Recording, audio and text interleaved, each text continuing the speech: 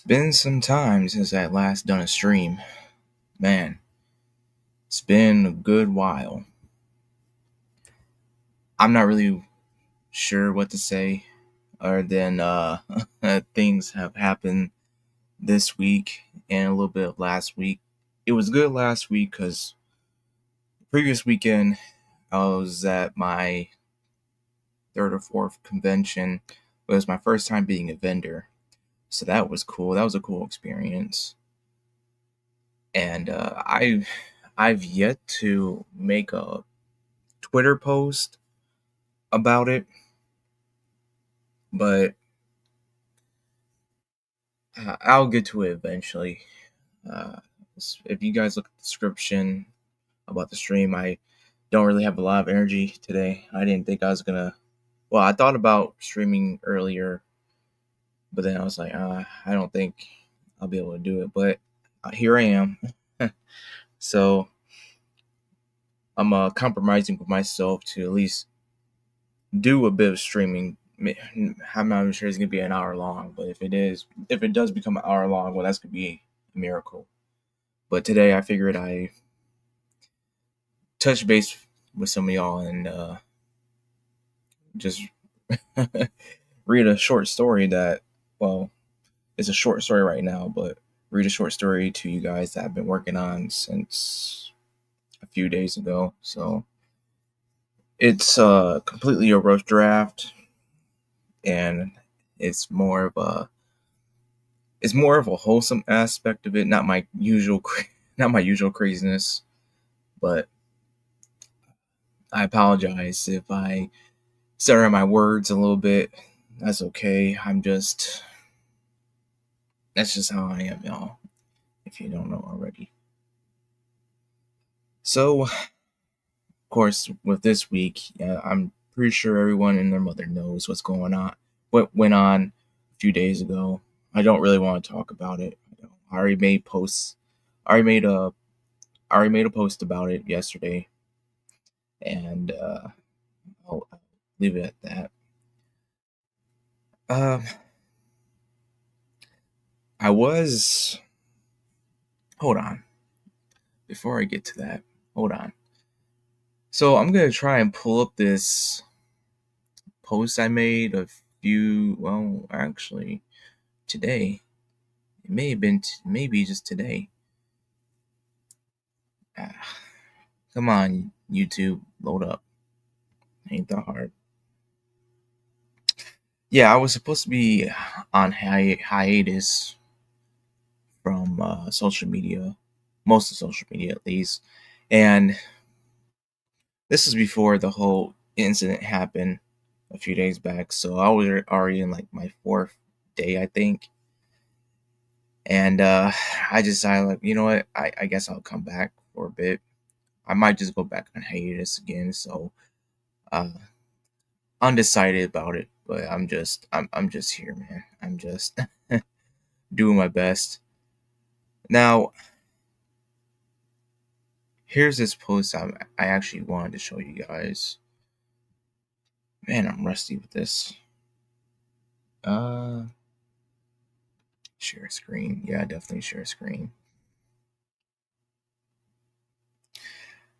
So this is 12 days ago, and I said, I've been thinking about this. Should I write about these two, Syrax on the left and Lily on the right? One is the elf dragon hybrid, and the other is a beast woman. If you know anything about me, I do love my monster girls.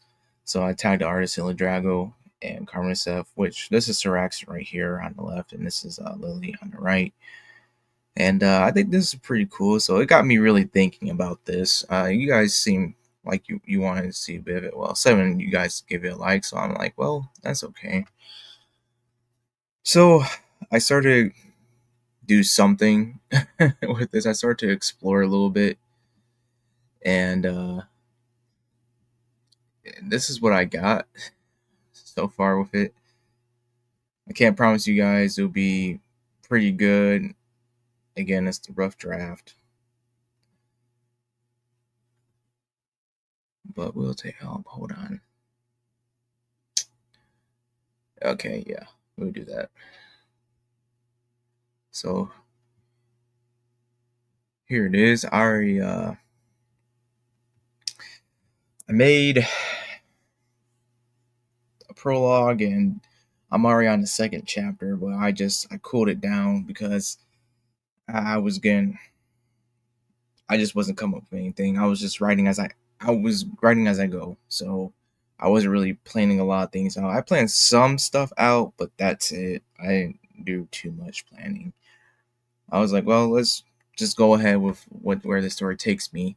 So without further ado, I'll start reading this.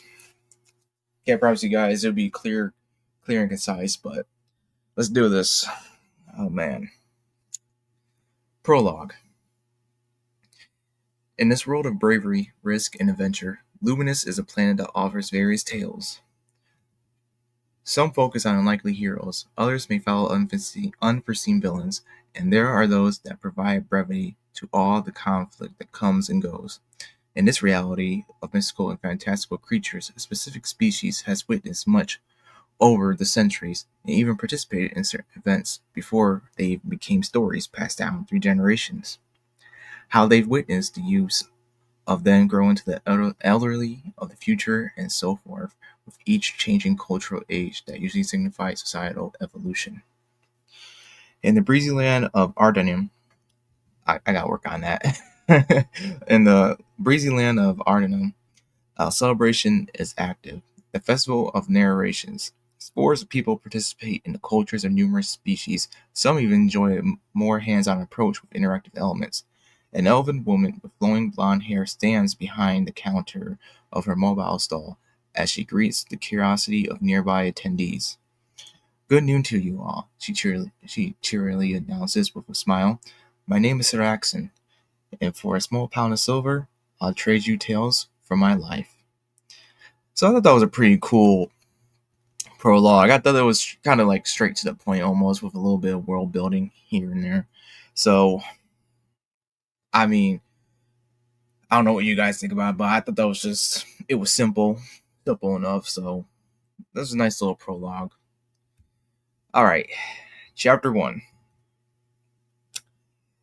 Kites fly high in the partially cloudy sky along with intricately designed lamps. Musicians play. Damn, I am messing up. Musicians nearby play in rhythmic harmony with families while families watch, dance, or look around for whatever items catches their attention. Dwarvenkind, halflings, humans, lizardfolk, elves, and much more are in attendance. Many races all in one, coexisting with one another, celebrating the kinship of life. "Ma," a human boy says as he points at one of the burly guards. "Please don't cause a scene," the boy's mother says while having him move along. She dons a sheepish smile aimed at the same guard as a burly man couldn't care less. Saraxon holds a dark vial in her right hand that's capped off with a simplistic cork. She's leaning over the wooden counter, a look of excitement on her smooth face while she talks to a few youngsters. "This will always be my go-to whenever it's more than necessary to use. A droplet of this and the tides will turn in a matter of seconds." The interests of the kids are caught. They're heavily invested as one raises her hand. "I see you have a question, girl." The blonde elf points to the winged child. "What is it?" "Hmm. Let's say it's a secret. Never know whose ears are open." The woman places a finger up to her lips in a gesture of silence before putting the vial away. "Are you a potion seller or something?" A boy speaks up. "Not entirely, but it depends on the areas I go to. Some places buy potions more than others." "Why is that?" the third child with scales asks. "Why? Well, let's say that the lizard folk like to use certain tonics and such because when they're ready to molt, they apply it onto themselves and make it easier. As for humans, they use such things for various reasons. Even damn, caught a typo. Glad I got that. All right. Even one man made. Oh shoot, I messed that up. Nope, it wasn't a typo. Even on man-made objects. I once met a human. Darn it. I once met a man who used such things to just stop the squeaking. I cannot read, y'all. I apologize. Let me try this again. As for humans, they use such things for various reasons. Even one. I cannot read. Alright, third time's a charm, I suppose. As for humans, they use such things for various reasons, even on man made objects. I once met a man who used such things to just stop the squeaking his door made each and every time he used it. In her brief explanation, the kids were already off to another section of the festival. Huh, am I that boring? The blonde woman shrugs and sets the pouch of silver aside as she bends down to get something. Zorodraviv Slavi, which means, hello, dragon blood. A feminine voice greets in Elvish. Saraxin stops what she's doing and peers over the counter to see who dares address her in such a way. None other than a she-elf with emerald eyes, blonde pale hair that nearly looks platinum, and sun-bleached skin. The thin elven woman wears the stereotypical flowing garments that shimmer and sparkle from the sunlight and gentle breeze. Oh, it's you. The merchant elf stands up. I didn't think I'd see you for another century or two. I had the same sentiment. The she-elf crosses her arms, a slight smirk plays on her lips. Though alas, the world has other plans for us. A shame. I thought by now you'd have a husband. They glare at each other while maintaining their graceful demeanor. Saraxin places both hands on the wooden support under her. I know how much you love humans. Human and elven partnering is forbidden, lest I follow in your dismal father's footsteps. Ah, of course you wouldn't resort to mentioning my father. The blonde elf responds as she wags a finger before placing her hand down. Quite unclean to talk about an elder behind their back and in front of their only child. Please, you're far from innocent yourself, especially with tainted blood flowing through you, blood that belongs to our natural nemesis. You'd be quite surprised to know there are some out there that wish for companionship, though your ears aren't long enough to hear the truth. Ouch. That hurt. Shall I go cry in a corner now? I'd love to see such a marvel. I know you would. Anyway, I'm not here to quarrel with you, but I'm here searching for someone. A man. This interests the... Dang. Now this is a typo right here. Stupid autocorrect, man. Alright. This interests the blonde elf, as she now leans on her elbows, eyes somewhat lessening their hard gaze. You think I know this human? No, but he loved coming to these events. Damn him, really, but... The she-elf twirls a bit of her hair with her index finger, trying to find the right words. I've come to enjoy his childish behavior, and I haven't seen him for 2 days now, she adds. And it appears he's not here either? Yes, the she-elf replies with a hint of worry. If you see a man that wears spectacles and has a full head of gray hair, don't hesitate to inform me through proper channels. What do I get out of this if I do see a human that matches the description? I must admit, I have nothing yet, but perhaps a vouching of support if you ever decide to come back. Saraxin thinks on that, mulling over how many years it's been since she last seen her father's home in Elven land. Dad might kill over if he saw me again. Why? You weren't exactly kicked out. No, but it's tough to explain, especially in front of you, Zorathel. Zorathel finds that amusing, as she smiles with slight malice, but the elven women come to an agreement. If I see your lover, I'll send word. Please, he's more like a cherished pet that needs to be on a leash. Keep telling yourself that. The sun-bleached elf takes her leave. Meanwhile, the blonde elf watches her rival become watches as her rival becomes smaller and smaller amongst the horizon. Her thoughts focus on her father and how he would do his best to keep her hidden. She couldn't help but sadly smile. I miss you, you old crow, she whispers to herself.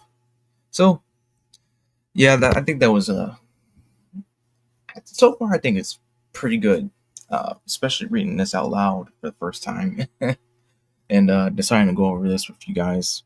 I I don't know what to say, y'all. To be honest, uh, I again, I was writing as I went along with the story, just writing what felt natural, and I like the dynamic so far with Zorthel and Saraxin. Of course, Zorthel is a purebred elf, while Saraxin is basically kind of like a mutt in a way, where she's both elvish and Dreadif, which means dragon. So when I was thinking about like how a pure blood elf would look like, I usually thought of like, usually when you see them, they're thin, not like not sickly so, but just enough to have that grace to them. And of course, that's going to be part of their whole, well, I wouldn't say their whole identity, but from other creatures and sorts in fantasy, I mean, you could tell one, you could tell it's elf, just by how they're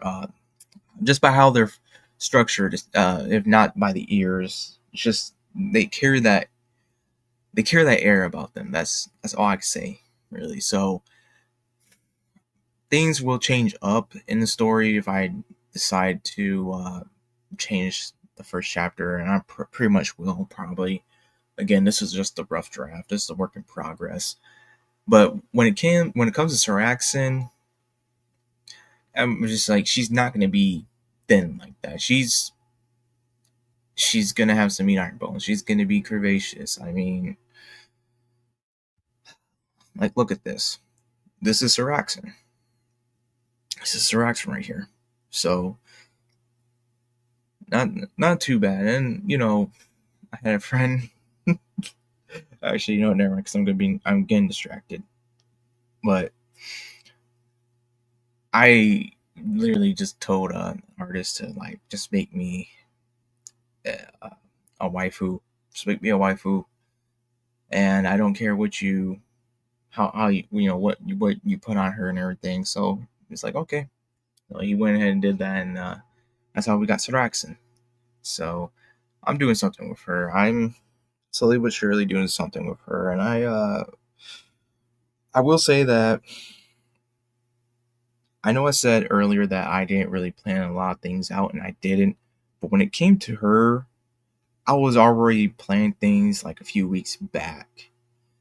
When I got the first version of her, which this is the final version, by the way, if you didn't know that. Pretty sure you guys can see that. But this, I mean, there's nothing's really been changed other than just the first version had no color. This has color. So that was it just, I was excited. Of course I'll be excited about her, and I was making lore a little bit, but then I was just like, okay, got the color version, got the finished product, let me make more. So I just like, oh, I like this about her personality and stuff like that. So I'm not trying to tell too much. I'm not saying that I'm afraid to like spill the beans on certain things with this character, but I think it'll just be a bit better, maybe a lot better, if I do tell it in this story. And I don't know if I'll do this with every stream for now, where I'll complete a chapter or two, and I'll read it to you guys or something. I don't know. It's an interesting thought, but I can't promise that will be a thing.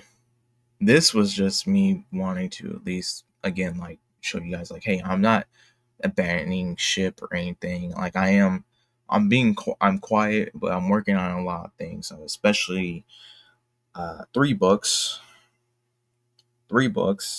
and this might be a 4th book. Might just be, but it won't be. It'll be its own thing. It won't be connected to anything. So I'll see about that. Oh, and with an update about this,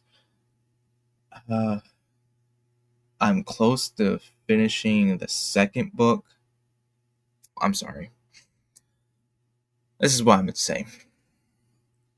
So the first book is Children of Ran Kir. That's done. That's been done since last year. Second book is done. I'm just finishing up the other two. Third book is nearly done. I possibly got a few more chapters left. And fourth book is 15 chapters already. Yeah. So I've been working, man. I've been working on that. Heck. So sorry I've just been silent. I'm just doing my best to like keep you guys updated with like little YouTube posts I make on the community. And hopefully I'll work on that Twitter post detailing my experience as a vendor for the first time at a convention, which I think was pretty cool. I'm just trying to, there's just a lot of things that have been happening recently, and nothing, well, I wouldn't say nothing bad on my end. It's just everything else has been happening in the world. It's just like, dude. Okay, hold on. So, all right. I would read the second chapter. I would, but I don't think I should do that. It's not even complete, so there's really no point in me doing that. So, I guess I figure out if I just go over here. I'll go over to YouTube and check on a certain someone. She might see this, or maybe not. I might pop something in the chat. Hold on. Let me get this going. Okay.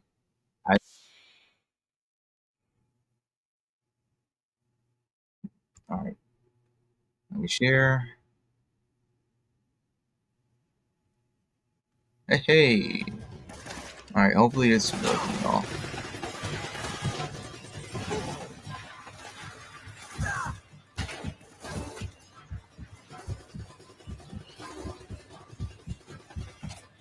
I'm live streaming your stream now.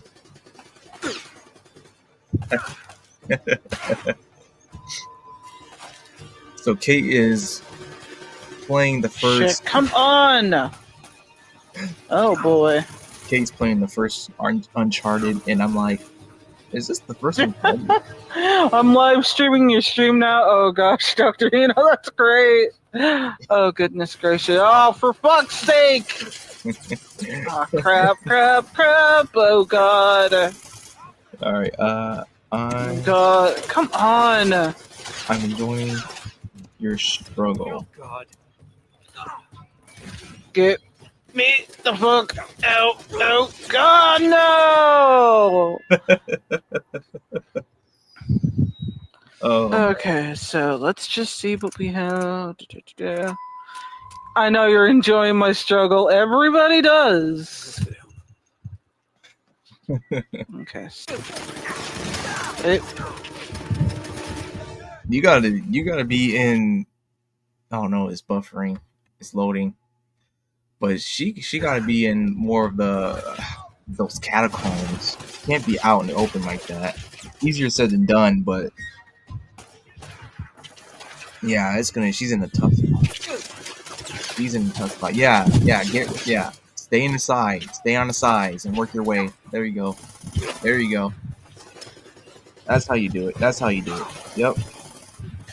Okay. Hey, you about to die. Oh, run. You about to die. Stay. Oh my gosh. She's moving too much. Gotta wait a minute. I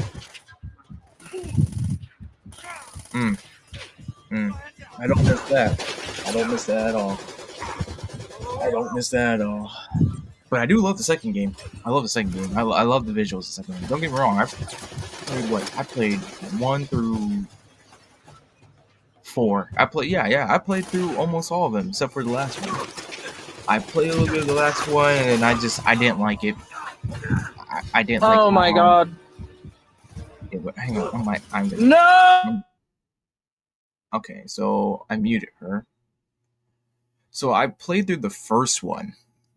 I mean, dang, duh, wake up. Anyway, I played through all 4 of them. I played a little bit of the last one, which was the Lost Legacy or something like that with Chloe. Look, I love Chloe. Chloe's like awesome, bro. I love playing as Chloe. But what kind of made me like really just standoffish was what's her name? The late I don't remember her name because she's so forgettable. But she was the lady in the 4th game that was like whooping on Nathan Drake, the black lady with it. I think she had an afro. I think. Anyway, and she's Chloe's partner, and I'm like, I don't want to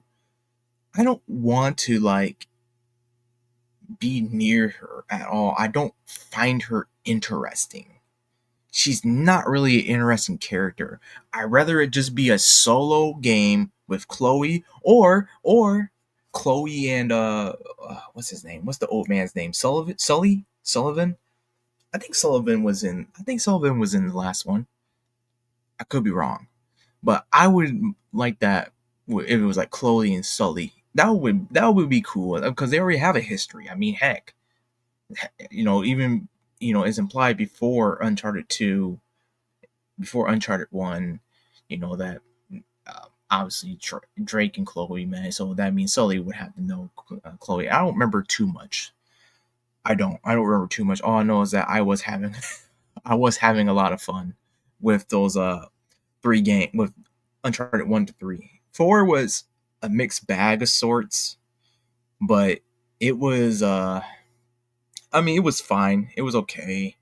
I liked how the intro was, where you're doing the prison break in 4. That was pretty cool. And I'll even say the last fight, the boss fight, last boss fight. I mean, yeah, I thought that was alright. But man, oh yeah, that 4th one, it was okay. It wasn't bad, wasn't good. It was just mediocre to me.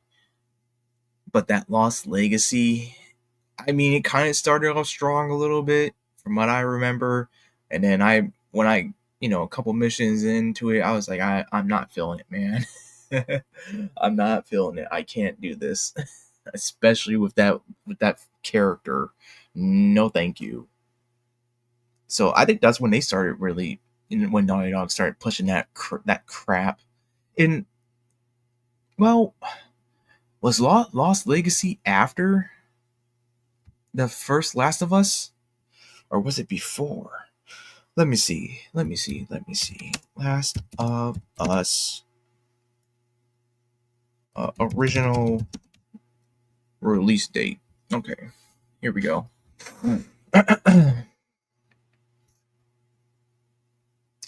June 14, 2013. Okay. So we got that June 14, 2013. What was Uncharted 4?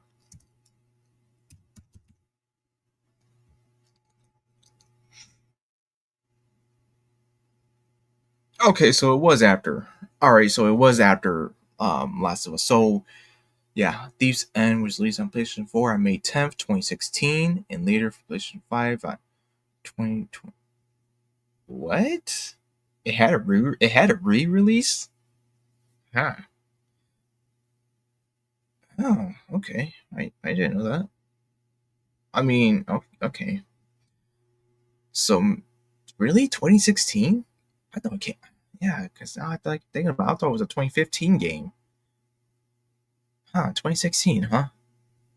Okay. Anyway, so yeah, so Last of Us Part 1, original release, whatever. That's when it began all that weirdo stuff with Naughty Dog when Druckmann was coming into power. I don't know if Druckmann's always been with the company or not. I don't know. But what I do know is that that's when that weird stuff start happening. But again, that was 2013. That was literally when Xbox One and PS4 were still new, and that was a whole different time. So we wouldn't have, like a lot of gamers wouldn't have known what was gonna happen, or then what Gamergate happened. But I think that wasn't that happened in what 2014, something like that. So I mean, I miss those days. I miss those days. I do. I won't lie. I miss the early and mid 2010s. I do. There was just a lot of promise. Honestly, I believe there was a lot of promise. Of course, the cultural rot was happening, and this isn't me going on a rant or anything like that. But the cultural rot was happening. It was it was slow, but then when we got to like the mid 2010s, where it started rearing its ugly head and everything, that's when people start noticing. But still, a lot of people were asleep on things. Uh, it's just every time when I think back to 2010s, I just can't stop reminiscing, dude.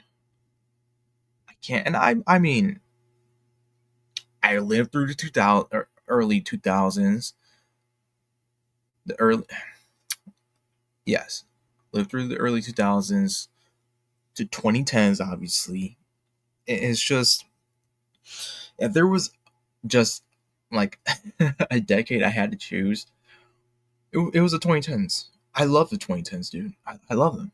Yes, it had its ups and downs. Of course, the recession was still a thing when 2010, when 2010 was was the current year at the time. But still, I mean, there was just those are some good times, dude. Even the struggle, it was still good. Still, there were some good times, man. And I don't want to sound like I'm depressed or anything like that. I know. I like how I'm just talking about this while just watching Kate.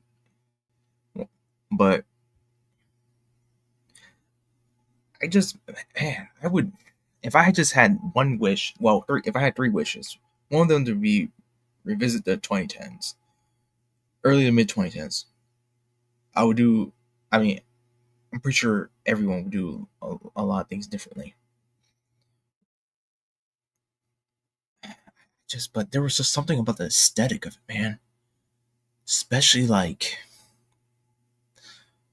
darn, I don't know if hold on. Oops, already messing up.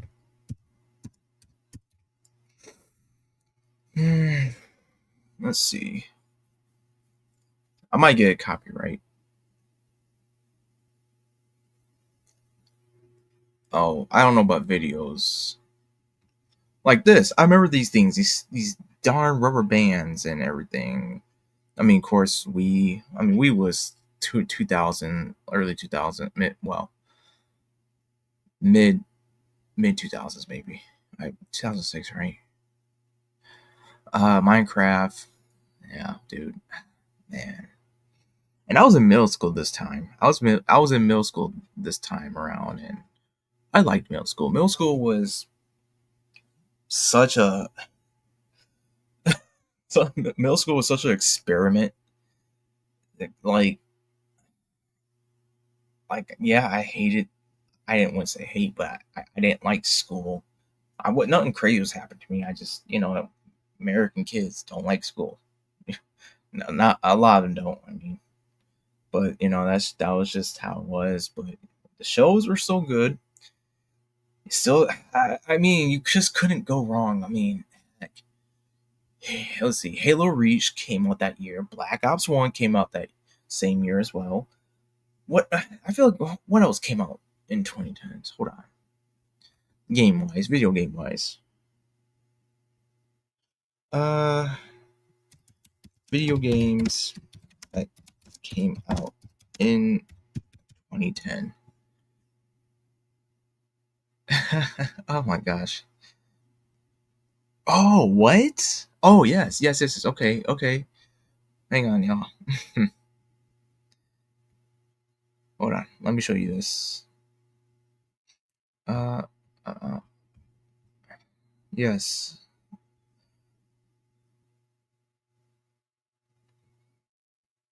Okay, okay. Let me do this.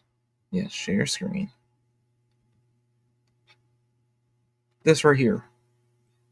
Oh yeah, Mass Effect 2. Yeah, dude. Mass Effect 2. Now I wasn't in the Mass Effect 2. Like I wasn't into Mass Effect until like 2013, possibly 2013. It took me a while. I remember when I do remember the 2010 Video Game Awards had Samuel L. Jackson in it and had this beautiful orchestra. Had this beautiful orchestra. But I do remember they were nominating Mass Effect 2 for something. I remember that. That was my first encounter ever with Mass Effect. But then, of course, when I was surfing and during the time, oh man, 2010 YouTube, so good. 2010, back when I was surfing web of surfing YouTube, 2010, I saw, I think it was, maybe it was 2010, maybe it was 2011, maybe 2012, somewhere around that time period, 2011, 2012. And I was like, oh, I think I've seen this game before. Then when I went to go search up, VGA 2010 or something like that, I was like, oh yeah, I remember this. And so I was watching clips here and there about like character interactions and stuff, especially Tali Zora.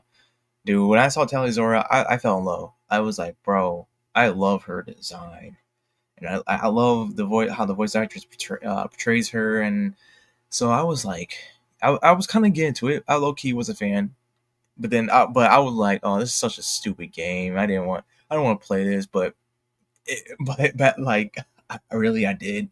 I was like, man, this game looks so cool. You can actually make choices, and this is when I was kind of like, again, this is what I mean, like when I was experimenting during those times, as in like, man, I want to try like new games, like a new form of video games, and I I didn't know I would get deep into the RPG, into the art and like into RPGs, bro. Like I didn't know that until until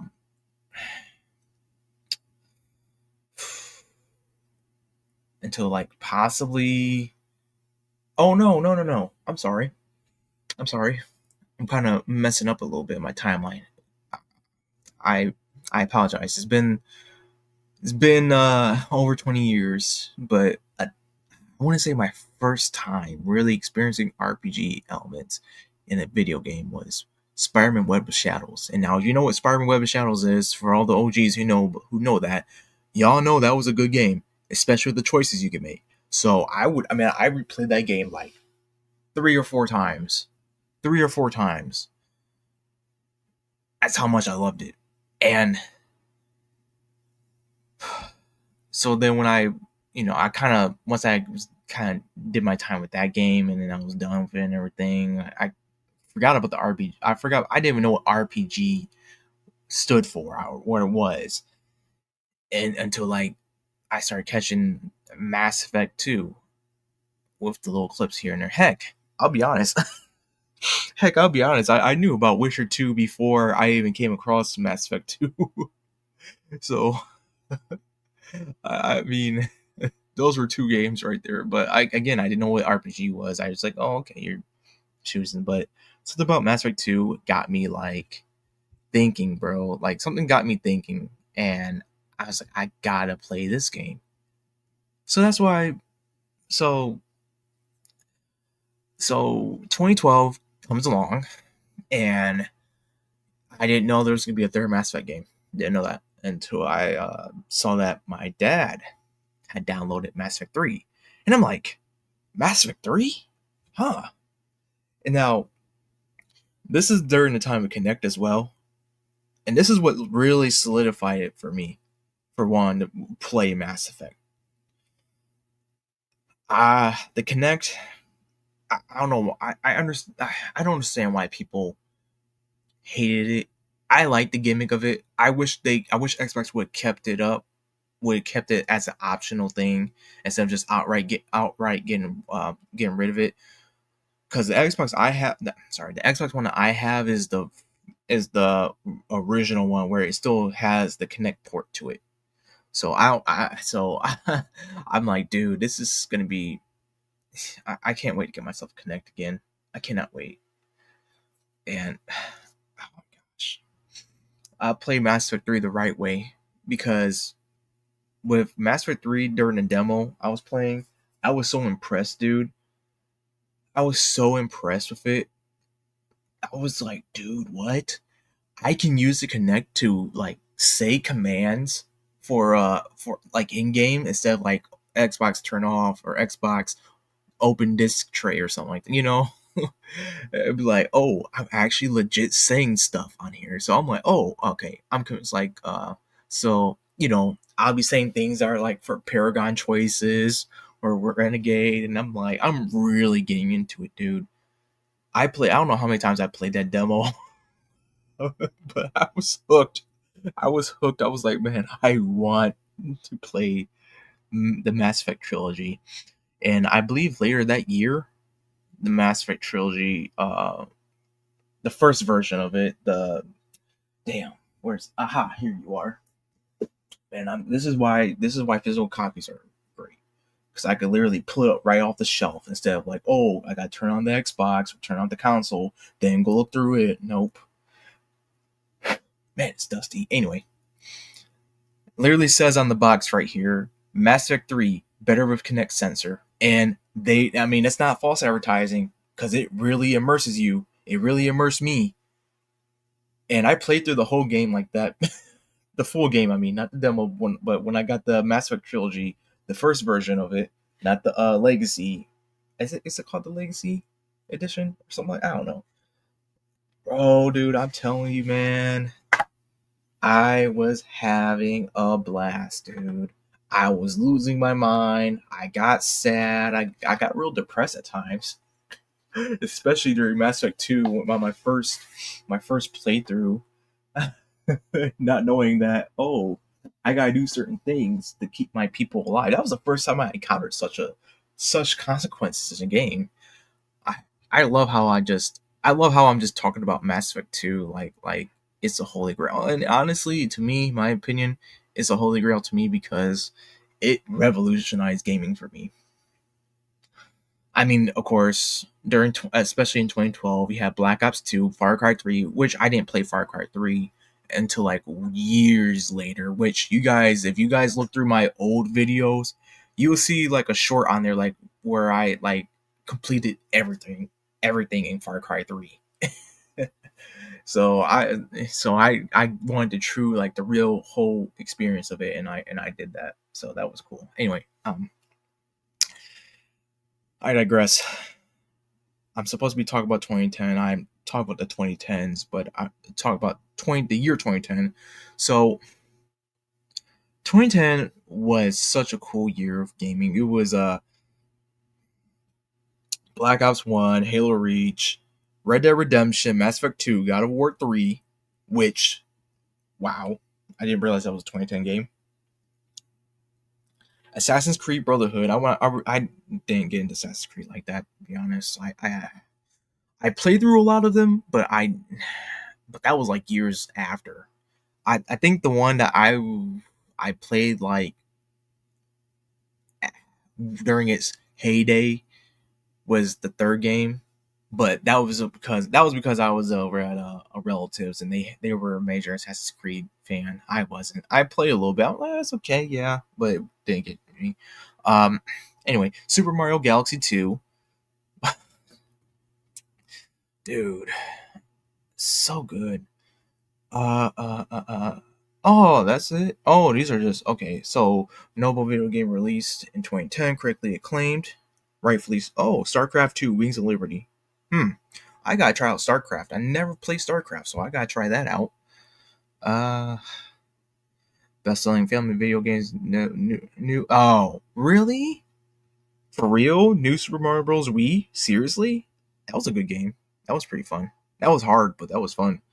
Wii Sports Resort, Wii Fit Plus, FIFA 11, Nova releases, Brotherhood Connect for 360. Yeah, absolutely. Dead Rising. Oh, Dead Rising 2. Yeah, that was a 2010 game. Darksiders was a 2010 game as well. Wow. I didn't get into Darksiders until like a couple years after, like 2016, because that's when they were releasing the teaser trailer for Darksiders 3. So yeah, I know there's a lot more games that came out, but these were the notable ones. But dude, I 20 like there was just something magical about the early 2010s. From 2010 to 2013, I count 2014 as like the midpoint of things. But yeah, it's from 2010 to 2013. There was just something. There was just a lot of potential, dude. And I'm not saying like it all went downhill. I mean, sure, yeah, it's kind of down now. Don't get me wrong, but it's only down with the AAA gaming. And if we're to look at gaming as a whole, I don't. It's not really down. It's just there's two sides of it. You got the indies, you got the AAA, you got the corporations. I mean, so I mean, hopefully you guys can hear me. I know this internet is kind of like wanting to blink out here and there. Maybe if I do this, it will help. But where was I? Oh yeah. So I don't know. I I miss the 2010s. I miss early 2010s, early and mid 2010s. I do. There was just I know I'm repeating myself, and that's fine. That's okay because I just even during my downtimes, I was still having fun. Now that I'm an adult, I'm not saying like, oh, I'm not having fun. There's no fun. It's just the world was just felt completely different. It had its problems back then. It always had its problems back then. But it just this time, man, it just feels so much different. So much different. Not saying adulthood sucks or anything. I'd rather be, I'd rather be an adult than a kid again. But if I were to choose when to be a kid again, 2010s. So, oh my gosh, dude. Oh man, I'm sorry, y'all. I didn't realize I'd go down this train. And look, it's almost been an hour. Man, it's cool. It's cool. What else? Okay, so all right, so 2011. Let's check this out. Actually, let's do this. Let's do this. Now, 2011 was a good freaking year. 2012 was even better. This is how I view it as this. 2010 was cool. 2011 awesome. No, wait. 2010 cool. 2011 better. 2012 awesome. I mean, just hands down, 2012 was awesome. It was an awesome year of gaming. So here, this is what we're gonna look at right now. So, got this right here. All right, so here we go.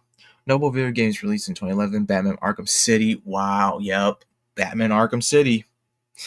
Yep, and that was my first Batman game.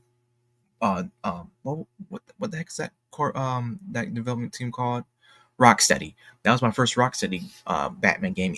Even though I got both Arkham Asylum and Arkham City the same day because it's for Christmas. What happened was that instead of even I questioned it to this day, but my mom meant well. My mom and dad were like, okay, we'll get him a game. We'll give him 2 games. So they're like, oh look, it's a Batman game.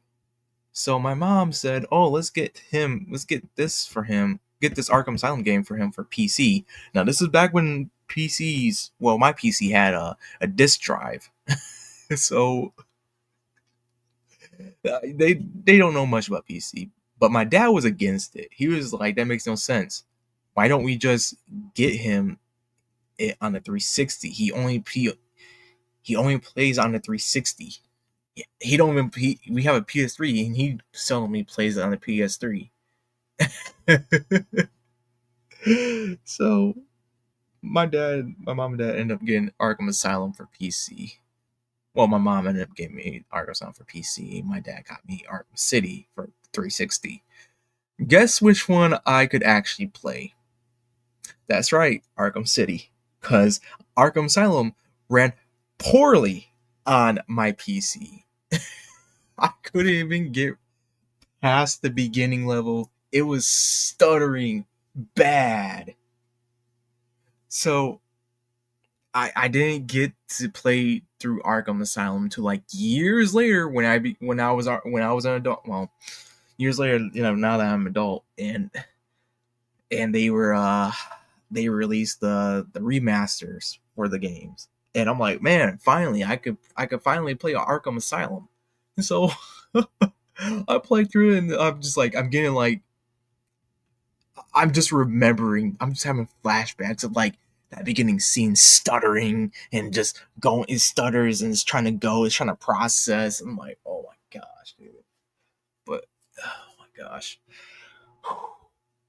Anyway, Portal 2, bro, that was a good game. I loved Portal 2. I love when Valve was doing a lot with that game back then. Elder Scrolls 5, Skyrim. Yep. The Legend of Zelda Skyward Sword. I don't know about that one. I'm not into the Legend of Zelda, to be honest. The ones I know most, the ones I know a little bit more of, I should say, is Majora's Mask and Twilight Princess. And I like Twilight Princess because of Midna. That's it. That's it. That's all I can say. Uncharted 3, Drake's Deception. Again, didn't play those games until like when I was already an adult. Probably like what, 2018, 2019, somewhere around 2018 at least. So the year was also marked by the launch of the Nintendo 3DS. Okay. So 3DS, nice. Numerous video games released many awards such as Arkham City, Portal 2, The Elder Scrolls. Oh no, they're forgetting one more. The Gears of War 3. How are you guys forgetting about Gears 3? Gears 3 came out that same year.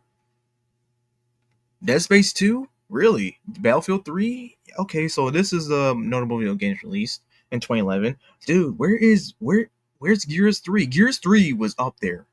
You cannot tell me Gears 3 was not up there. Gears 3, man, people were playing that mother like it was nothing. I would know. I was one of them. Especially when the pre-order bonus, where you got the collector's edition, and you get the giant freaking Lancer with it. Dude.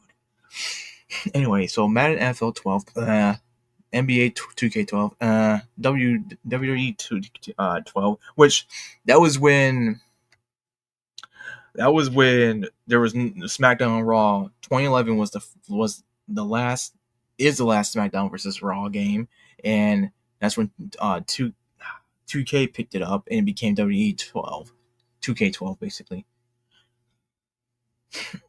Dead Space 2, which I didn't play until like years later. I still have yet to complete it. I love Dead Space 2 actually. The fact that I stopped is criminal, but I shall pick it up next month because Halloween. Battlefield 3. I played a little bit of Battlefield 3. This is the same relative who wanted me to play, who had me play a little bit of Assassin's Creed 3. Same one who had me play Battlefield 3 a little bit, and I liked playing Battlefield 3. That was pretty cool. I want to say there was Tom Clancy's Future. I want to say Tom Clancy's Future Ghost Soldier or something like that. That was a good game too. That was when people were using the Kinect. I think that was the same year it came out, 2011. I think. I liked that game. That game was pretty cool. The multiplayer was fun. It was very fun. I hope they bring that back somehow. Aha, here it is. Here it is, right here. Gears 3, baby. Dark Souls came out that year? Wow. Modern Warfare 3. Oh, yeah. I gotta forget about Modern Warfare 3. Wow. Wow. I remember coming home from school almost each and every day, and I see my dad just play Modern Warfare 3.